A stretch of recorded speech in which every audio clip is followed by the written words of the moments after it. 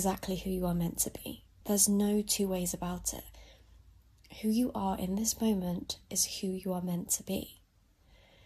Now, you might feel like, how could you possibly say that? Maybe you're really struggling in this moment. Maybe your circumstances don't reflect. But your circumstances were put there to give you pressure points of learning and growth and experience. If you've stumbled across this video, there is a message here for you. It feels somewhat urgent. It feels like there's something that you need to know about relationships and safety in the world at the moment. It feels like you've been having kind of a difficult time over the last few years, and it's been heavy. You've been trying, and it feels like you've put a lot of effort into trying to make your life better and make things better for yourself, but it just feels a bit like you're struggling to see the outcome, or you're just hoping that this year things are going to turn around and be different. And I'm here to say that you have come so far. You don't realize how far you've come because all of the steps that have happened have been gradual and they have been really tiny and small. So as you're living your life, you don't notice that these changes have happened until you look back and actually put yourself in your own shoes from a few years ago. And maybe you feel like, actually, my thought process was very different to how it is now. Actually, my sense of safety, my sense of self is very different to how it is now. And I can tell you that you have made a lot of progress towards being like your path, following your path, and being who you're meant to be and who you actually are. I know that you may have experienced some setbacks recently or felt like kind of a bit like hope has kind of gone, like you're struggling to hold on to the feeling of hope. And that is such a tender place to be, and I'm really holding your hand and like not in a pitying way, but in a way that's nurturing and saying that it's okay to feel like you don't want to get your hopes up anymore. That is completely normal and it's self-protection. However, you can have a rest, you can have a break, you can tend to yourself. You don't have to completely give up all hope though. It's okay to have a moment of rest, a moment of recalibration, of not trying all the time. We're in this world of like self-development, self-improvement. Everyone's trying to improve themselves constantly and get better and do more. Be more formed human, be more of a perfect person. And I think we've gone overboard. I think we need to sit back and go, do you know what? Who I am at the moment, that's fine. That's great. It's more than okay. That's living. It's called being human. And who you are in this very moment is exactly who you are meant to be. There's no two ways about it. Who you are in this moment is who you are meant to be. Now, you might feel like, how could you possibly say that? Maybe you're really struggling in this moment. Maybe your circumstances don't reflect. But your circumstances were put there to give you pressure points of learning and growth and experience. We're human beings. We're not meant to experience perfection. We're not even meant to be perfect or experience like being a perfect human, because that's an oxymoron. It doesn't exist. There's no such thing as a perfect human. Humans are inherently flawed. We're inherently up and down. We're not even stagnant and the same. The only constant is change. We are always going to go up and down, ebbs and flows. So it's completely normal for you to have ebbs and flows in life. It does not mean that you have failed. It does not mean that you're not doing enough.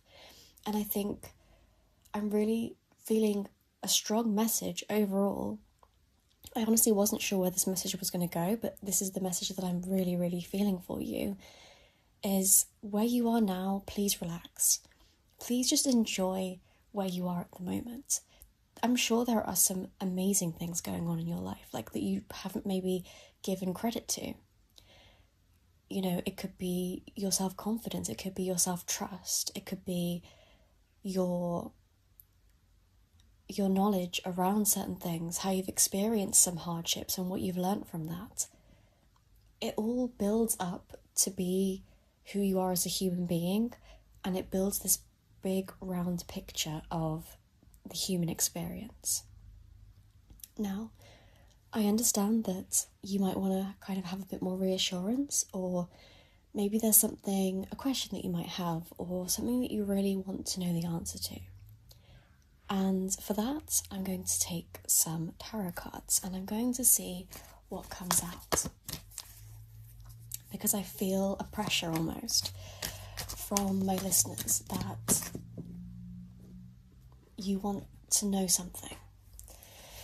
There's something on your mind that you really just wish you knew the answer to. And you're just like, if only I knew this thing, it would make me feel better. Now, as much as I'm going to tell you the answer to this thing, I still don't think that the answer is going to be as tremendous as you imagine it to be as monumental as you imagine it to be, because actually the question that you have in your mind has been built up because of the uncertainty, because of not knowing. It's been built up to be this huge importance in your life. And the reality of the answer is kind of mundane.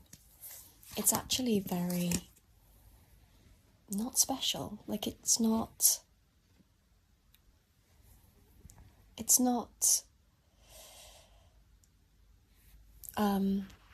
going to give you the satisfaction that you hope it will, basically. Now, let me just check with my little booklet to double check that I know exactly what the meaning of this card is. Because I do know the meaning of this card, but I just want to see if there's anything in here that will give me any additional meaning.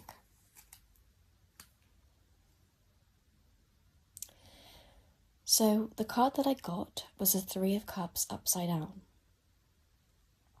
Now, this is the card of, having a third party, an unfaithful partner, or someone else in the mix. But the deeper meaning that I'm really feeling from this card isn't that you've been betrayed and you need to have your guard up. It's that you have been surrounding yourself with relationships and people who are not trustworthy and safe. And you will internalize, or maybe you have been internalizing this Three of Cups upside down to mean there's something wrong with you and that you need to try harder, that you need to manifest somebody in your life, and you need to do this and do that and conform and people please and bend yourself backwards and make yourself small and make yourself interesting, more beautiful, more this, more that, to get the attention of these people. But the deeper meaning of this card, and the reason why you kind of why it's been built up so strong, is because you've attached it to your self-worth. You've attached the outcome of what this person does as a meaning of your self-worth. And I'm here to tell you that your self-worth, you are this beautiful, gorgeous flower, let's say. This stunning, perfect flower. And again, the perfection element is about you being a rich, as in like a deep, beautiful, passionate, interesting, soulful person. And you're measuring your worth against this, weed. This weed over here is going, I want this flower over here and I want this flower over here. But that thing is a weed. Or she, whatever. That person is ugly. It's in itself. Not saying that all weeds are ugly, but it's not beautiful. It hasn't got this, really gorgeous, interesting depth to it. It's just there. It leeches energy. It doesn't have flowers. It doesn't have blooms. It's just boring, and it's kind of a little bit mean. Like, sometimes you get weeds that are like kind of spiky or, unfriendly. The energy of a weed is like an energy vampire, and it wants to take away the energy from the beautiful flower. How does it do that? Well, it attacks its self-worth. It makes all the flowers feel like they are nothing, and it gets power from that. And it takes the soil, and it grows, and it stops you from blooming. And that flower is going, oh my God, the weeds are taking over my soil. I must mean nothing. The weeds have gone for this other flower. I must mean nothing. But in reality, it's not a case of like who's worth more. It's a case of please ignore the weed. The weed will just do its own thing regardless of you. It will hurt others. It will destroy other people. It will destroy you if it gets near you. So the biggest thing that you can take away from this is before that weed came into your life, you did know that you were a beautiful flower. And you had that bubble of protection within you that you knew who you were. And that's why you felt so confident that this was going to last. That's why you felt so confident this person was going to stay in your life. And you are not wrong. You are not wrong about how amazing you are. And the truth is that we need to stop people pleasing and changing ourselves and thinking that there's something wrong with us. Because there really isn't anything wrong with you. In fact, you're incredible. Now, you just need another flower to reflect that back at you. To go, I see that in you. I see that you're also a flower. I love that about you. It's safety in relational terms. And you will get that. You actually already have it. You just don't realize it. There are actually already loads of flowers waiting for you to speak to them and engage with them. And I'm not saying that this is going to mean that this is a romantic sense necessarily. I'm saying could be friendship, platonic. It's just about developing that relational safety back in you, and please don't let the weeds hurt you. If you feel that somebody is trying to pull you down in some way, if they're being like, a little bit scared, that's one thing. But if they are actively trying to attack your self-worth, that is another.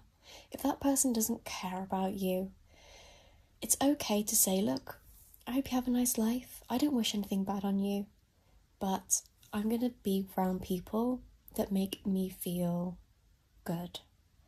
And also, it's about doing that back to the people that make you feel good. If people make you feel good, it's also your responsibility to make them feel good. Not like in a strict, it's your responsibility way, but in a way that's reciprocal. Like being reciprocal, giving your friends the love that they need, because we're all in the same boat. And this is another thing that's crazy to me that's just come through, is we are all feeling this way. We are all in the same boat. The world that we are living in at the moment has become a lot more cutthroat.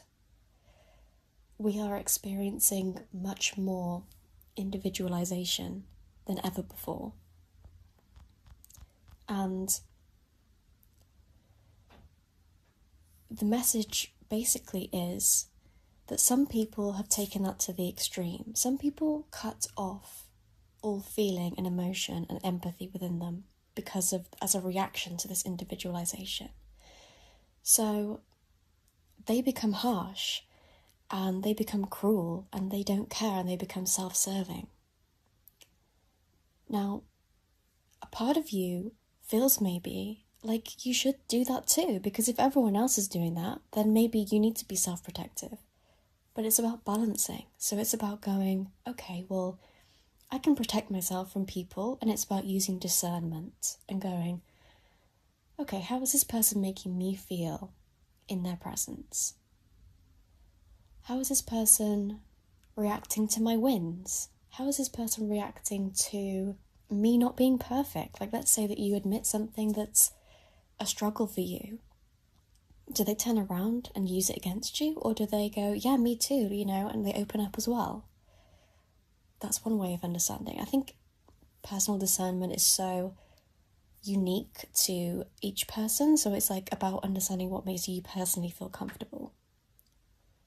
And understanding whether somebody is cruel or not. It's difficult.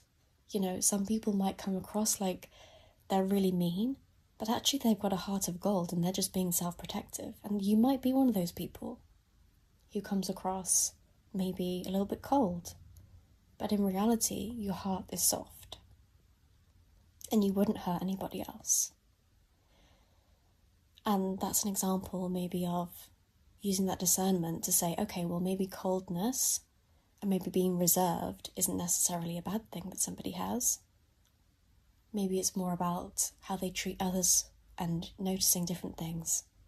Again, this is something that you're going to develop. This is the next stage of your life, is developing that discernment. Seeing it within yourself. Am I being cruel? Am I being mean? Can I be more helpful? Could I be more supportive? But making sure that you're supporting and being helpful to the right people. That's the difference. So, I'm leaving you with, there's nothing wrong with you. You are amazing and interesting and wonderful and a good person. Your job now is to enjoy that about yourself. To sit, to breathe out, to relax, to exhale and go, okay, I don't need to change. I don't need to change anymore. I'm good. And then going, who do I want around me? If I'm great and I'm feeling good, I want that to be reflected in other people as well. And for them to make me feel good and for me to make them feel good. What are some ways that I can do that? And if there's somebody in your mind who is who you're attaching their actions to your self-worth in a negative way, we need to cut them out. We need to pull them out like a weed. We need to use that weed spray. We need to get to that root and we need to eliminate, because that person, that energy, that thing that's living rent-free in your head, it's living rent-free in your head. It doesn't deserve a place. It doesn't mean anything. That's why it's so small. When I said to you, it's so small, you think it's this huge thing, then it means so much, but it means nothing. Their opinion means absolutely nothing. They are a weed. Let's spray it. Let's get it out. Remove it from life. Not life. Just remove it from your life. Okay. I hope you have a wonderful day, week, time, wherever you are, morning, night, and I hope to see you in my next reading. Bye.